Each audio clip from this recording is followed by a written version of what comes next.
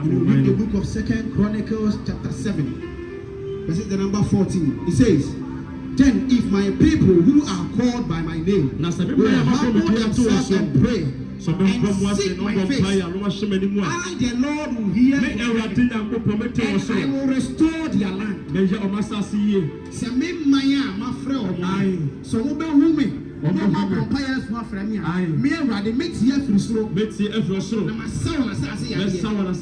will restore their land. We are praying, we are telling God, Father, oh God, restore the nation, restore the land of God, restore the nation, restore the nation, restoration. Let there be a restoration, let there be a transformation in the country. God, we are praying now. Lift up your voice.